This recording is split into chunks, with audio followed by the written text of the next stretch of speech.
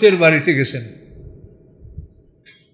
তাহলে যে রাত্রে লুতের কম ধ্বংস হয়েছে সেই রাত্রেই মা সারা গর্ভবতী হয়েছেন এবং ইসহাক আলাইহিস সালাম মাতৃগর্ভে চলে গেছেন। এখন আল্লাহ বলছেন, ওয়ালাম্মা জাত রুসুনা ইব্রাহিম বিল বুশরা, আমার রসুলগণ যখন ইব্রাহিম আলাইহিস সালামের কাছে খবর নিয়ে আসলেন। রসুল কাকে বলা হয়? যারা কোনো একটা খবর নিয়ে আসে। এরা একটা খবর নিয়ে আসে যে আপনার পুত্র সন্তান হবে, এই জন্য আল্লাহ এদেরকে রাসূল বলেছেন। ক্বালু ইন্না মুহলিকু আহলে হাযিল কারিয়া, নিশ্চয়ই আমরা এই জনপদের অধিবাসীদেরকে ধ্বংস করব। ইব্রাহিম আলাইহিস সালামকে তারা বললেন যে এই জনপদের অধিবাসীকে আমরা ধ্বংস করব। ইন্না হালা কানু জালিমিন, নিশ্চয়ই এদের অধিবাসীরা জালিম, অত্যাচারী। তারা প্রকাশ্যে এরকম অপরাধ করে, তারা লজ্জা শরম সব হারিয়েছে। কলা, তখন ইব্রাহিম আলাইহিস সালাম বললেন, ইন্না ফিহা লুত, ধ্বংস করবেন কেন? সেখানে তো লুত আছে।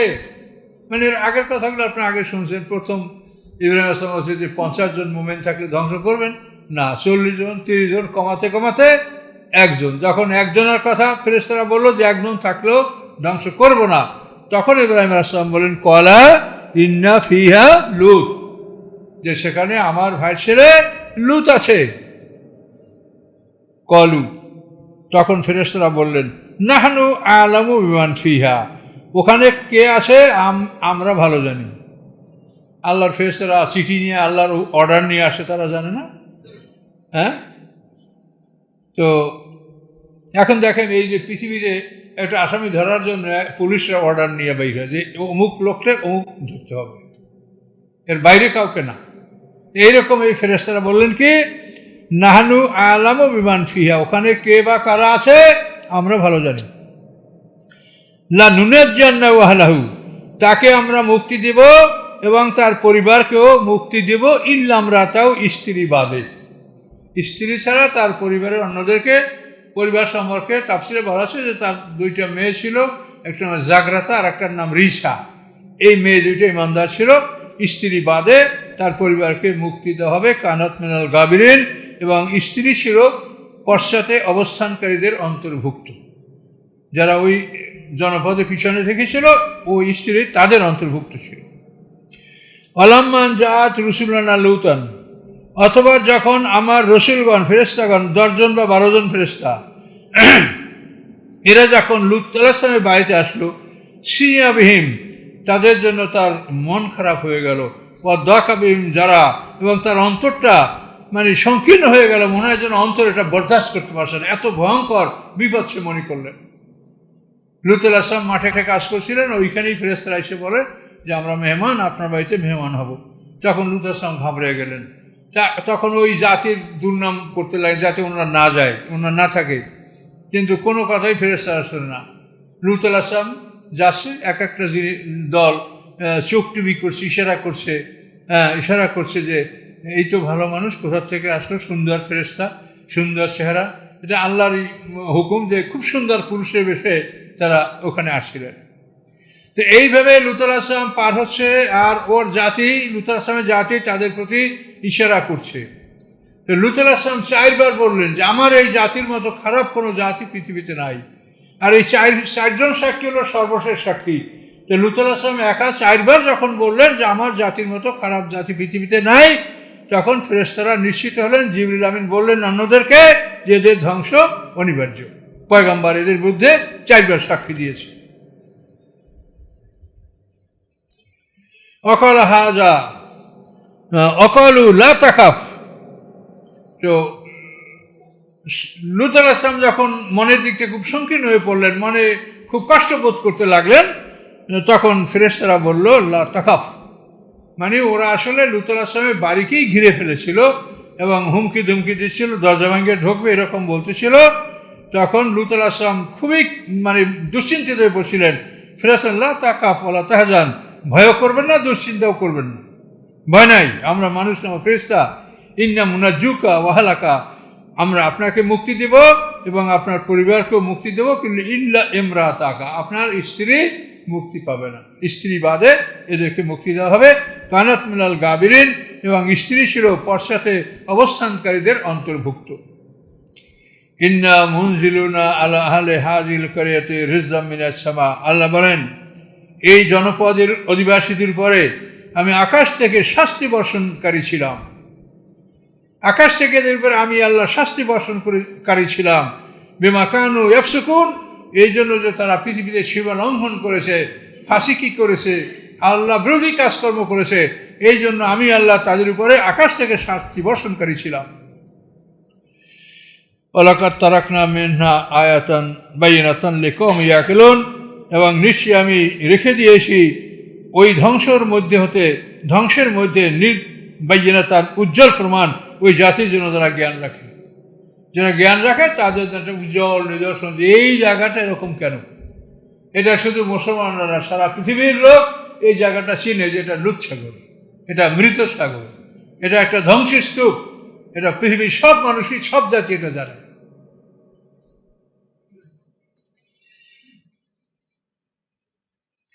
এ পর্যন্ত লূত আলাইহিস সালামের কাহিনী আল্লাহ সমাপ্ত করলেন। এরপরে আল্লাহ বলেন, ওয়াইলা মাদিয়ানা আখাম শুয়েবা, মাদিয়ানবাসীদের কাছে তাদেরই ভাই শুয়েব আলাইহিস সালামকে পাঠানো হয়েছিল, মূসা আলাইহিস সালামের শ্বশুর শুয়েব আলাইহিস সালাম। ফাকালা ইয়া কওমি ইবুদুল্লাহ, তিনি তার জাতিকে বললেন, হে আমার জাতি, আল্লাহর ইবাদত করো, অরজুল ইয়াউমাল আখিরা, পরকালকে ভয় করো, পরকালের আশা করো, ওয়ালা তা'সাউ ফিল আরদি মুফসিদিন, পৃথিবীতে ফাসাদ করে বেরিও না। তাদের বড় ফাসাদ ছিল মানুষকে মাফে কম দিবে, মানুষ থেকে মাফে বেশি নেবে, এবং তারাও ডাকাতি করত, মুমিনদেরকে পথে ঘাটে ধমক দিত, পয়গম্বরের কাছে লোক যাতে যেতে না পারে পথে পথে তারা বাধা সৃষ্টি করত। এই ছিল শুয়েব আলাইহিস সালামের জাতির বৈশিষ্ট্য। ফাকাজ্জাবুহু, অথবা তারা পয়গম্বরকে মিথ্যা সাব্যস্ত করলো, অস্বীকার করলো। আল্লাহ বলেন, ফাকাযাতহুমুর রাজফাতু, তাদেরকে প্রচণ্ড ভূমিকম্প তাদেরকে পাকড়াও করলো। এদের ধ্বংস, ভূমিকম্প হয়েছে, বিকট শব্দ হয়েছে, এবং যে কয়টা কথা বলে সবই তাদের উপরে আপতিত হয়েছে। এখানে বলা হয়েছে রাজফা, মানে টেরেমার, রাত কয়েক ভূমিকম্প, তাদের উপরে আল্লাহ তাআলা ভূমিকম্প চাপিয়ে দিয়েছেন, ভূমিকম্প তাদেরকে পাকড়াও করেছে। ফাসফাউ ফি দারিহিম জাসিমিন, তারা তাদের গৃহে উবু হয়ে পড়েছিল, ময়ূরা ভুট হয়ে পড়ে আসে। এরপরে আদ জাতি, অবশ্যই আগে সামুদের আগে আদ ও সামুদ। আল্লাহ আদ জাতি, সামুদ জাতি, ওয়াকাদ তাবায়্যানা লাকুম মিন মাসাকিনিহিম, এবং তোমাদের জন্য তাদের বাড়িঘরগুলি স্পষ্ট। আদ জাতির বাড়ি এডেনে, তাও তোমরা ইয়ামান সফর করার সময়, ওরা তো মানে শীতকালে ইয়ামান সফর করে, তো ইয়ামান সফরের সময় তোমরা আদ জাতির ধ্বংসাবশেষ দেখো, এবং গ্রীষ্মকালে তোমরা উত্তরে সিরিয়া সফর করো, সে সময় তোমরা লূত সম্প্রদায়ের ধ্বংসাবশেষ দেখো। এবং এর পথের মধ্যেই রয়েছে সামুদ জাতি, এটা হলো মদিনা এবং তাবুক, এর মাঝখানে সামুদ জাতির ধ্বংসাবশেষ, এটাও তারা যাতায়াতের পথে দেখে। এই জন্য আল্লাহ বলেন, ওয়াকাদ তাবায়্যানা লাকুম মিন মাসাকিনিহিম, তাদের বাড়িঘরগুলি, তাদের বাসস্থানগুলি তোমাদের জন্য স্পষ্ট হয়ে আছে। ওয়াযায়্যানা লাহুমুশ শায়তানু আমালাহুম, শয়তান তাদের কাজকে সুশোভিত করে রেখেছিল। ফাসাদ্দা আনিস সাবিল, শয়তান তাদেরকে আল্লাহর পথ থেকে ফিরে রেখেছিল। ওয়াকানু মুস্তাবসিরিন, অথচ তারা কিন্তু ছিল দর্শক জ্ঞানী, তাদেরও জ্ঞান বুদ্ধি ছিল, তারা বুঝতে ছিল, কিন্তু শয়তান তাদেরকে হেদায়েত গ্রহণ করতে বাধা দিয়েছে, ফিরিয়ে রেখেছে। এরপরে কারুন, ফেরাউন, হামান। কারুনের কথা আমরা আগে কয়েকদিন আগে আলোচনা করেছি। এই কারুন যে মানে মূসা আলাইহিস সালামের চাচাতো বড় ধনী এবং কৃপণ, যাকাত দিতে অস্বীকার করেছে, কারুন, ফেরাউন এবং তার উজির হামান, এদের কথা আল্লাহ বললেন। ওয়ালাকাদ জাআহুম মূসা বিল বায়িনাত, এদের সকলের কাছে মূসা আলাইহিস সালাম উজ্জ্বল প্রমাণ নিয়ে এসেছিলেন। এদের সবার কাছেই মূসা আলাইহিস সালাম উজ্জ্বল প্রমাণ নিয়ে এসেছেন। ফাস্তাকবারু, তারা অহংকার করেছে, ফিল আরদি, পৃথিবীতে। ওমা কানু সাবিকিন, কিন্তু তারা এড়াতে পারে নাই। পালাইয়ে কেউ বাঁচবে, কেউ বাঁচতে পারে নাই, সবাই ধ্বংস হয়েছে। আল্লাহ বলেন, ফাকুল্লান আখাযনা বিযামবিহি, তাদের সবাইকেই আমি তাদের অপরাধের কারণে পাকড়াও করেছি, পাপের কারণে আমি তাদেরকে পাকড়াও করেছি।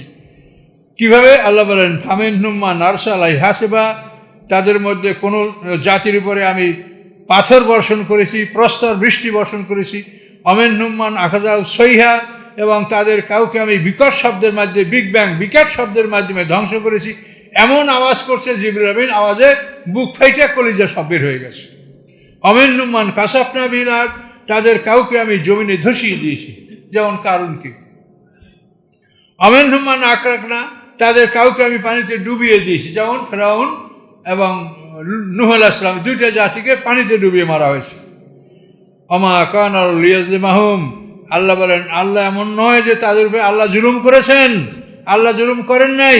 ওয়ালাকিন কানু আনফুসুহুম ইয়াজলিমুন, বরং তারা নিজেদের উপরে নিজেরা জুলুম করেছে। মূসাকে মারতেই হবে, হ্যাঁ, 10,60,000 লোকরা মূসাকে মারবি, মার মূসাকে। হ্যাঁ, মাসালুল্লাযিনা ইত্তাখাযু মিন দুনিল্লাহি আউলিয়া কামাসালিল আনকাবুত, দৃষ্টান্ত ওই সমস্ত মানুষের দৃষ্টান্ত যারা আল্লাহকে বাদ দিয়া অন্য কারো আশ্রয় গ্রহণ করেছে। আউলিয়া মানে অভিভাবক, আল্লাহকে বাদ দিয়া অন্য কাউকে যারা অভিভাবক নির্বাচন করেছে, তাদের দৃষ্টান্ত হলো মাকড়সার দৃষ্টান্ত। কি দৃষ্টান্ত? ইত্তাখাযাত বাইতান, যে মাকড়সা একটা ঘর বানালো, এখন সেই ঘরেই যেন তারা আশ্রয় নিল।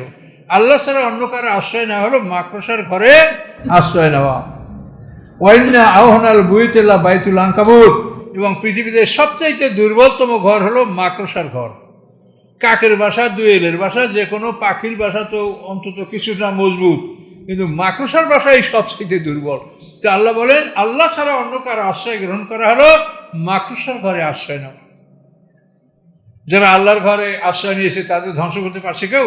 ইব্রাহিম আলাইহিস সালাম আল্লাহর আশ্রয় ধ্বংস করতে পারছে?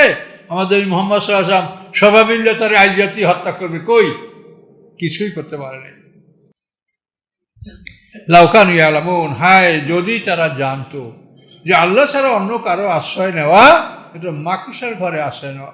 কিন্তু এইটা আমরা বর্তমান বিশ্বের মুসলমানরা যদি এই বিশ্বাস নিয়ে আমরা পৃথিবীতে বসবাস করতাম, তাহলে এই পৃথিবীর অবস্থাটা এরকম হতো না। আমরাও কিন্তু আল্লাহর আশ্রয় নিয়ে আমরা অবস্থান করবো, এটা কিন্তু আমাদের অধিকাংশ মুসলমানদের মধ্যে অবস্থা, কিন্তু আমাদেরও নাই। ইন্নাল্লাহা ইয়ালামু মা ইয়াদুনা মিন দুনি মিন শাই, আল্লাহ ভালো জানেন যে আল্লাহ ছাড়া যেদিকে তারা মানুষকে ডাকে, দেবদেবীর ইবাদত করো, আমরা বাপদাদা করছে তাই করো, এদিকে তারা মানুষকে ডাকছে। ওহুয়াল আজিজুল হাকিম, অথচ আল্লাহ তাআলা পরাক্রমশালী কৌশলী। তারা আল্লাহর পথে মানুষকে ডাকে না, তারা দেবদেবীকে পূজা করার জন্য মানুষকে আহ্বান করে। আল্লাহ বলেন তিলকাল আমসালু নাদরিবু লিন-নাস, এই দৃষ্টান্তগুলি আমি মানুষের জন্য আমি বর্ণনা করছি, মানুষের থেকে বুঝবে। আমা ইয়াকিলুহা ইল্লাল আলিমুন, কিন্তু আলেমরা ছাড়া এটা কেউ বোঝে না। আলেম মানে জ্ঞানী, বুঝে না যে মাদ্রাসায় পড়া মানুষ। আল্লাহ বলেন যে আলেমরা ছাড়া এই দৃষ্টান্তগুলি কেউ বোঝে না, জ্ঞানীরাই এটা বোঝে। এই যে কতগুলো দৃষ্টান্ত আল্লাহ দিলেন, যে দৃষ্টান্তগুলি থেকে আল্লাহর অস্তিত্ব প্রমাণ হয় যে আল্লাহ আছে। আল্লাহ না থাকলে লুৎসাগরকে বানালো, লুৎসাগরটা কোথা থেকে আসলো? ইব্রাহিম আলাইহিস সালামকে কে রক্ষা করলো? সালেহ আলাইহিস সালামকে খুন করার জন্য 9 নেতা চললো, সেই 9 নেতাকে কে মারলো? একটা পাথরের চাপায় 9 নেতা মারা গেল। তারা সালেহ আলাইহিস সালামকে হত্যা করার জন্য পরামর্শ করে রওনা করেছিল। এই জন্য আল্লাহ বলেন যে জ্ঞানীরাই এই কথাগুলো বোঝে, জ্ঞানী ছাড়া কে কোরআনের কথা বুঝবে? খলাকাল্লাহুস সামাওয়াতি ওয়াল আরদা বিল হক, আল্লাহ তাআলা আকাশ পৃথিবী ন্যায়সঙ্গতভাবে সত্য সহকারে সৃষ্টি করেছেন। এই সত্য সহকারে সৃষ্টি করার অর্থ যেখানে ন্যায় বিচার করা হবে, ন্যায় বিচার না করলে তার বিচার আল্লাহ করবেন, এটা হলো সত্য। যেখানে যাদেরকে সৃষ্টি করা হয়েছে, এটা এজন্য না যে তোমরা সবালরা দুর্বল করে জুলুম করবে, এজন্য না, সত্য সহকারে, অর্থাৎ আল্লাহ সঠিকভাবে বিচার করবেন। এটা তোমরা জুলুম অত্যাচার অবিচার করবে, এজন্য এটা সৃষ্টি করা হয়নি। এই জন্য আল্লাহ বলছেন আকাশ পৃথিবী সত্য সহকারে সৃষ্টি করা হয়েছে এবং সেখানে তুমি তিলে তিলে ন্যায় বিচার পাবে। ইন্না ফি যালিকা আয়াতাল লিল মুমিনিন, নিশ্চয়ের মধ্যে নিদর্শন ওই জাতির জন্য যারা ঈমানদার। ঈমানদাররা এটা বুঝতে পারে যে এই পৃথিবী এটা খেলা না, তামাশাও না, জুলুম অত্যাচারের জায়গা না, এটা ন্যায় প্রতিষ্ঠার জন্য এটা করা হয়েছে। তোমরা যদি ন্যায় প্রতিষ্ঠা না করো, জুলুম অত্যাচার করো, তিলে তিলে আমি তার বিচার করব। মাজলুমের পক্ষে আল্লাহ আছে, যদি কাফেরও হয়, কাফেরও যদি হয়, তো মাজলুমের পক্ষে আল্লাহ। তার সৃষ্টিকে কেউ জুলুম করবে, এটা আল্লাহ কখনোই বরদাস্ত করবেন না। তাই যে জন্য জুলুম থেকে আত্মরক্ষা করার আমরা সবাই চেষ্টা করি এবং বোঝার চেষ্টা করি যে জুলুমটা কোথায় কোথায় হচ্ছে।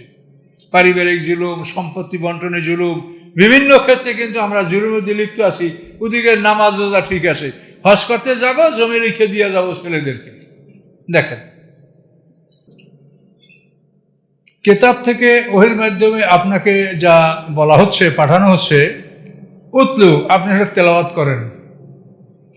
তেলাওয়াত শব্দের অর্থ হলো আপনি নিজে বুঝে পড়েন এবং অন্যকেও বুঝিয়ে বলেন, এটার নাম হচ্ছে তেলাওয়াত। কোরআন শিক্ষার তিনটে স্তর: কেরাত, তেলাওয়াত, তাফাক্কুর। তিনটাই ফরজ। কেরাত ফরজ, আল্লাহ বলছেন ফাকরাউ মা তায়াসসারা মিনাল কোরআন। কোরআনে যদি আদেশসূচক শব্দ ব্যবহার করে, ইম্পারেটিভ সেন্টেন্স ব্যবহার করলে সেটা ফরজ হয়। তো ফাকরাউ ইম্পারেটিভ সেন্টেন্স। কেরাত হলো বিশুদ্ধভাবে কোরআন পাঠ করা। যেমন আমাদের ইমাম সাহেব নামাজে পড়ছেন, হাফিজ সাহেবরা, এটা হলো কেরাত। এই কেরাতে আমরা পাবো আল্লাহর রহমত। আল্লাহ বলছেন তোমার কানে যখন কোরআনের কেরাত বা পাঠের আওয়াজ তোমার কানে আসে, তখন তুমি চুপ করো এবং কান লাগিয়ে শোনো। এটা অজীব। কোরআনের আওয়াজ কানে আসলেই আপনাকে চুপ করতে হবে এবং ওটা শুনতে হবে। একই সঙ্গে দুজনে এভাবে কোরআন পড়তে পারবেন না যে একজনের কেরাতের আওয়াজ আর একজন শুনতে পায়, এটা সব হবে না। তাহলে আর একজনের আওয়াজ কানে আসলেই আপনার কেরাত বন্ধ করতে হবে। তবে শিক্ষার জন্য যে বালকরা শেখে, ওদেরকে যদি শিক্ষক বলে যে তোমরা একসঙ্গেই সবাই এই আওয়াজে পড়ো, এটা ছাত্ররা এটা পড়তে পারবে। যেমন ওই প্রাইমে যায় সবাই জোরে বলো কয়া কারে কা, এটা একটা শিক্ষা পদ্ধতি। তো শিক্ষা পদ্ধতিতে যদি শিক্ষক বলে যে তোমরা সবাই মিলে এভাবে বল, সেটা আলাদা কথা। কিন্তু সবের উদ্দেশ্যে পাঠ করতে হলে কোরআন আপনি যদি শুনতে পান, চুপ করতে হবে। তার কারণ তেলাওয়াত করা হলো মুস্তাহাব আর শোনা হলো ওয়াজিব।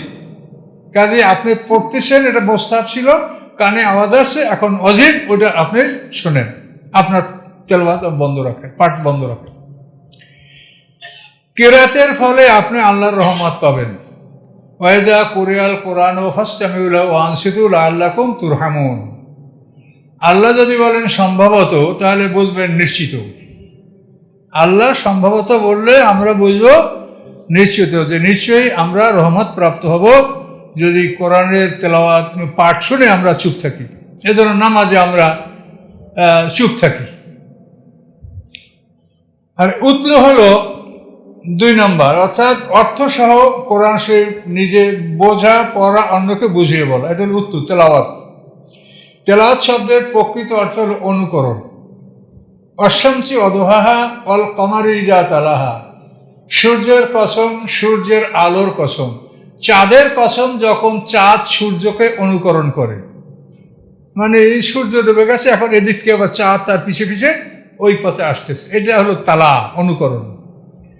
তেলাওয়াত অর্থ হলো আয়াত পড়ে বুঝে আমল করা, এটা হচ্ছে তেলাওয়াত। তেলাওয়াতের ব্যাপারে আল্লাহ বলছেন ওয়াইজা তুলিয়াত আলাইহিম আয়াতুহু যাদাতহুম ঈমানাও ওয়া আলা রাব্বিহিম ইয়াতাওয়াক্কালুন। তাদের পরে যখন কোরআন তেলাওয়াত করা হয়, তখন তাদের ঈমান বাড়ে এবং আল্লাহর উপরে নির্ভরশীলতা বাড়ে, রিলায়েন্স, তাওয়াক্কুল। তেলাওয়াতে ঈমান বাড়ে, অর্থ সহকারে কোরআন পড়লে আপনার ঈমান বাড়বে। আপনি তেলাওয়াত করছেন আকিমুস সালাহ, বুঝতে পারছেন যে আল্লাহর নামাজ সালাত কায়েম করতে বলেছেন। এরপর যদি আপনি শোনেন আতুস জাকা, তাহলে আপনি জাকাত ফরজ, এটাও আপনি বুঝতে পারলেন যে সালাতের সাথে জাকাত যোগ হলো, ইমাম বাড়লো কিনা।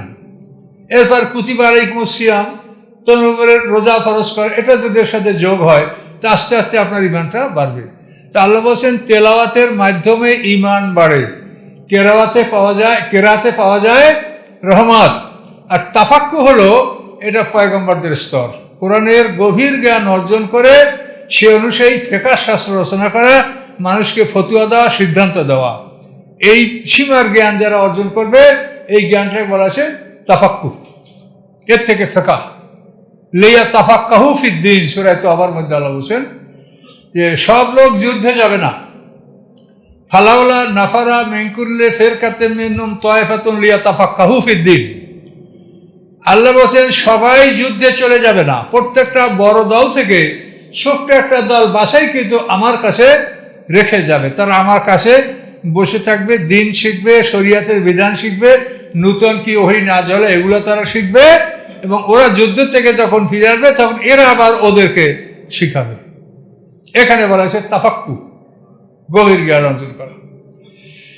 তো আল্লাহ বলছেন, হে রাসূল, আপনার প্রতি যে কিতাব ওহীর মাধ্যমে অবতীর্ণ করা হয়েছে এটা আপনি তেলাওয়াত করুন। আকিমিস সালাতা, নামাজ প্রতিষ্ঠা করুন। ইন্না সালাতা তানহা আনিল ফাহশাই ওয়াল মুনকার, নিশ্চয়ই নামাজ মানুষকে অশ্লীল কাজ এবং গর্হিত কাজ থেকে ফিরে রাখে। মুনকার মানে যে কাজের কোনো পরিসর নেই, অপরিচিত কাজ। শরীয়ত সম্মত যত কাজ তার তোর পরিচয় আছে, কোরআনে আছে, হাদিসে আছে, ফিকহে আছে, কিন্তু কোথাও নাই এমন একটা কাজ করা, এটা হলো মুনকার। মুনকার মানে অপরিচিত, মানে এমন একটা কাজ করেছে যেটা কোথাও এর লিখিত প্রমাণ নাই, এই মুনকার। তো নামাজ তোমাকে গর্হিত কাজ, ফাহশা, অশালীন কাজ, জেনা ইত্যাদি এগুলি থেকে ফিরে রাখে। ওয়ালা যিকরুল্লাহ আকবার, এবং আল্লাহর স্মরণ সবচাইতে বড়। নামাজকেও জিকির বলে, আকিমিস সালাতা লিযিকরি, সর্বশ্রেষ্ঠ জিকির হচ্ছে নামাজ। তো আল্লাহ বলছেন আল্লাহ স্মরণ সবচেয়ে বড়। তো নামাজ আল্লাহর স্মরণ, এবং নামাজের পরে যে আমরা আল্লাহকে স্মরণ করব তাও আল্লাহর স্মরণ। যেহেতু আল্লাহ এটাও আদেশ করেছেন যে নামাজ শেষ করার পরে তোমরা যখন জমিনে ছড়িয়ে পড়ো সে অবস্থায় তোমরা বেশি করে আল্লাহকে স্মরণ করো, এটা কোরআনে বলা আছে। ফায়জা কুদিয়াতে সালাতু ফান্তাশিরু ফিল আরদ ওয়াবতাগু মিন ফাদলিল্লাহ, পৃথিবীতে ছড়িয়ে পড়ো, আল্লাহর দেওয়া জীবিকা অন্বেষণ করো, এই অবস্থায় তোমরা বেশি করে আল্লাহকে স্মরণ করো। তাহলে নামাজ হচ্ছে সবচেয়ে বড় স্মরণ। নামাজের পরে স্মরণ, নামাজের আগেও স্মরণ, মানে নামাজের আগেও স্মরণ, অর্থাৎ আপনি জিকির ছেড়ে নামাজ ধরবেন, নামাজ ছেড়ে জিকির ধরবেন, এটা হলো বিধান। এভাবেই কোরআনে বলা হয়েছে। আবু যার গিফারী রাদিয়াল্লাহু তাআলা আনহু আল্লাহ রাসূলকে বলেন, ইয়া রাসূলুল্লাহ, আমাদেরকে এমন একটা ওয়াজ শোনান যেটা কোরআনেও আছে আর পূর্ববর্তী কিতাবেও আছে, এরকম একটা ওয়াজ আমাদেরকে শোনান। তখন আল্লাহ রাসূল বললেন, কদ আফলাহা মান তাযাক্কা ওয়া যাকারা ইসমা রাব্বি ফাসাল্লা বাল তুসিরুনাল হায়াতাদ দুনিয়া ওয়াল আখিরাতু খায়রুন ওয়া আবকা ইন্না হাযা লাফি সুহুফিল উলা। এই কথাগুলি পূর্ববর্তী কিতাবে আছে, সুহুফে ইব্রাহিম ও মুসা, এই কথাগুলি ইব্রাহিম আলাইহিস সালামের কিতাবেও আছে, মুসা আলাইহিস সালামের কিতাবেও আছে। কি কথাগুলো? কদ আফলাহা মান তাযাক্কা, জয়যুক্ত হবে ওই ব্যক্তি যে নিজে পবিত্রতা অবলম্বন করে। মুশরিকদের পবিত্রতা হচ্ছে লা ইলাহা ইল্লাল্লাহ বলা, আর আমাদের পবিত্রতা হচ্ছে উযু গোসল ইস্তেনজা করা। আমরা উযু গোসল করে পবিত্র হবো, কিন্তু মুশরিক ওই পদ্মা নদীর সব পানিতে গোসল করলে পবিত্র হবে না। মুশরিকের পবিত্রতা হলো লা ইলাহা ইল্লাল্লাহ, এটা বললে তার ভিতর থেকে এই যে মূর্তির অপবিত্রতা এটা দূর হবে। ফাজতানিবু রিসসা মিনাল আওসানি ওয়াজতানিবু কাওলা যুর, এই যে মূর্তির অপবিত্রতা অন্তরে, এটা লা ইলাহা ইল্লাল্লাহ বলার কারণে এটা দূরীভূত হবে। এই জন্য আল্লাহ বলছেন কদ আফলাহা মান তাযাক্কা, জয়যুক্ত হবে তারা যারা পবিত্রতা অর্জন করলো। এখন মুশরিকদের পবিত্রতা হলো লা ইলাহা ইল্লাল্লাহ বলা, আর আমাদের পবিত্র হলো আমরা উযু গোসল ইস্তেনজা এগুলো করে আমরা নিজেরা পবিত্রতা অর্জন করব। আচ্ছা, আর যাকারা ইসমা রাব্বি ফাসাল্লা, রবের নাম জিকির করলো, তারপর পরই নামাজ শুরু করলো। মানে আপনাকে যে বলছেন নামাজের পরে জিকির কর, আপনি এই জিকির আল্লাহ স্মরণেই থাকবেন, এই জিকির ছেড়েই আপনি মসজিদে ঢুকে আবার নামাজ পড়বেন। যাকারা ইসমা রাব্বি ফাসাল্লা, রবের নাম জিকির করলো, তার পরক্ষণেই সে নামাজ শুরু করে দিল। তাহলে জিকির ছেড়ে নামাজ ধরে, নামাজ ছেড়ে জিকির ধরে যারা, তারাই হলো জয়যুক্ত হবে। এই কথাগুলি কোথায় আছে? ইন্না হাযা লাফি সুহুফিল উলা, এগুলা পূর্ববর্তী আসমানি কিতাবে আছে। তার দুইটা রেফারেন্স হলো সুহুফে ইব্রাহিম ও মুসা, ইব্রাহিম আলাইহিস সালামের কিতাবে আছে, মুসা আলাইহিস সালামের কিতাবেও আছে। আর আমরা তো আমাদের কিতাব থেকে এটা বললাম, আমরা তো কোরআন থেকে এটা বললাম, তা আমাদের কোরআনে আছে, এটা আর বলার প্রয়োজন হয় না। তো এই জন্য আল্লাহর স্মরণ থেকে আমরা বিমুখ। মানুষ আল্লাহকে স্মরণ করে না, সময় কাটাবার জন্য সে কোথায় আছে, এই নোবেল, নাটক, স্টার সিনেমা, আজে বাজে বই, এগুলির মধ্যে সে সময় কাটায়। যুবক যুবতীদের সময় কাটাবার কিছু নাই, এই জন্য তারা নানাবিধ বই পুস্তক পড়ে। কিন্তু আল্লাহ বলছেন যে আমাকে স্মরণ করো। খুবই পরিতাপের বিষয় যে পৃথিবীর মানুষ তার নিজের পরিচয়টা জানে না, যে আমি কে, কোথা থেকে আসছি, কেন আসলাম, কোথায় যাব, কোথায় থাকবো, আমার শুরু কোথায়, শেষ কোথায়। এইটা যদি একটা মানুষ নিজের পরিচয়টা না জানে, এর চাইতে পরিতাপের বিষয় কিছু নাই। আপনি একটা এমএ পাস লোককে বলেন তো যে what is your aim in life, তোমার জীবনের উদ্দেশ্যটা কি বলো, বলতে পারবে না। এটা আপনারা যারা আমাদের তাফসীরের ক্লাসে আছেন তারাই বলতে পারবেন, অন্যরা বলতে পারবে না। জীবনের উদ্দেশ্য কি? জীবনের উদ্দেশ্য হলো গোলাম হওয়া, যে আমি প্রকৃত গোলাম হব আমার মালিকের, আর গোলাম হতে পারলেই বেহেশত।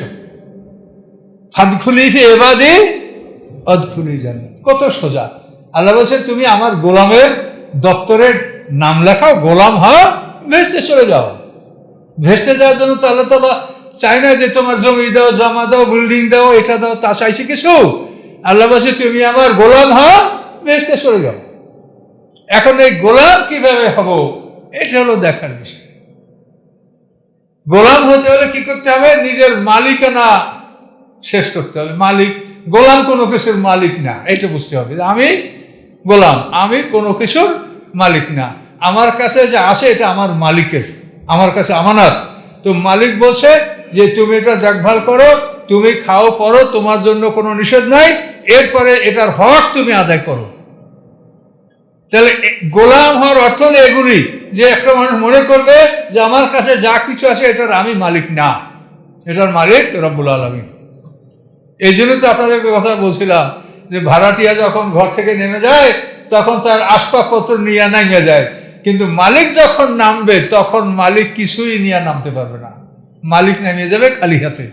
কে ঠিক কিনি বলেন? তাহলে এই বাড়িঘর অট্টালিকার কি মূল্য আছে?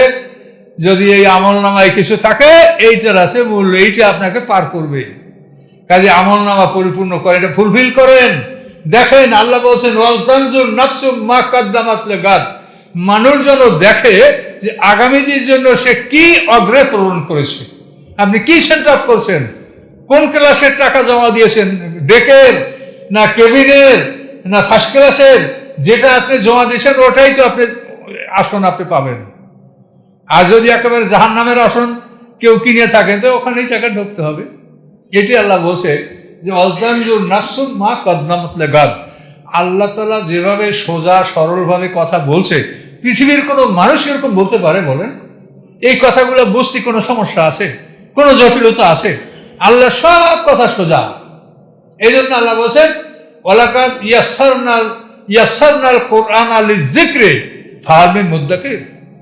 আল্লাহ উপদেশ গ্রহণ করার জন্য আমি কোরআনকে সহজ করে দিয়েছি, আছে কেউ উপদেশ গ্রহণকারী?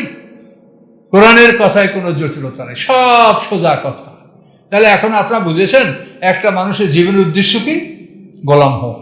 আমি যদি গোলাম হয়ে যে যেতে পারি যে আমি এই পৃথিবীর এই মহাবিশ্বের রাজা, সেটা আমি বড় রাজা, এবং সেখানে আমি ভোগ করতে পারবো।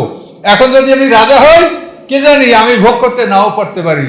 এই আমি খাবার সামনে এর মধ্যে আমার গুলি হতে পারে, এখানে আমার গ্যারান্টি নাই। আর ওখানে গ্যারান্টি আছে যে নূতন জগৎ সৃষ্টি হবে, সেই জগতের আকাশ পৃথিবী যতদিন থাকবে কমপক্ষে তোমরা ততদিন পর্যন্ত বেঁচে থাকবে। ওইখানের রাজত্ব লাভ করতে পারলে আপনি প্রকৃত রাজা, আর এখানের রাজত্ব লাভ করলে আপনি সবসময় পেরেশান, কখন আমাকে কে গুলি করে কি। এই জন্য এই বিষয়গুলি কোরআন থেকে আমরা সহজেই বুঝে নিতে পারি। আল্লাহ তাআলা এগুলি বোঝার জন্য আমাদেরকে দিয়েছেন, কিন্তু পরিতাপের বিষয় কোরআনের কাছে খুব কম মানুষ আসে। আমরা চেষ্টা করি, আপনারা চেষ্টা করেন, কিন্তু মানুষ আসছে না।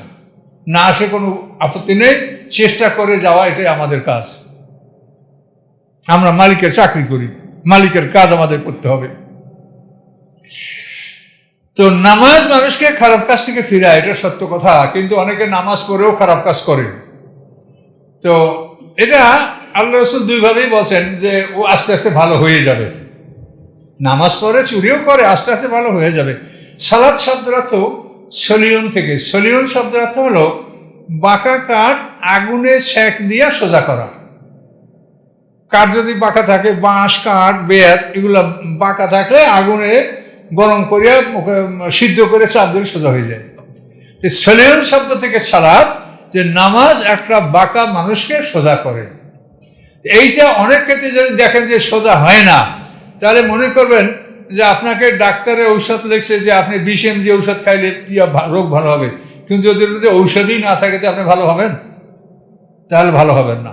তাহলে নামাজ আপনাকে ভালো করবে, এই জন্য নামাজের যে প্রিপারেশন, যেটা অ্যাবলিউশন, ফার্স্ট ফাংশন, যেটা পবিত্রতা অর্জন করা, এটাকে আপনার পিউরিফিকেশন, যেটা পবিত্রতা, এটা আপনার লাগবে। আপনার মানে সব দিক থেকে আপনি পবিত্র হয়েছেন কিনা। এরপরে আপনি নামাজের ভিতরে যেগুলি আছে সেগুলি আপনার ঠিক আছে কিনা, আপনার কেরাত ঠিক কিনা, নামাজের যে কোনো তাসবিহগুলি যে নামাজে পাঠ করা হয় এগুলি ঠিক আছে কিনা। এগুলি যদি বিশুদ্ধ না হয় তা আপনার নামাজে উপকার কেমন করে হবে? এই জন্য আপনারা এই বিষয়গুলি পরীক্ষা করেন যে আমার নামাজে যে বিষয়গুলি আমি ব্যবহার করি, যে সূরাগুলি পড়ি, এগুলি ঠিক আছে কিনা। এগুলি আপনারা স্থানীয়ভাবে আলেম, কারি, হাফেজ বহু আছে, এদের মাধ্যমে আপনারা এটা সংশোধন করে নেন।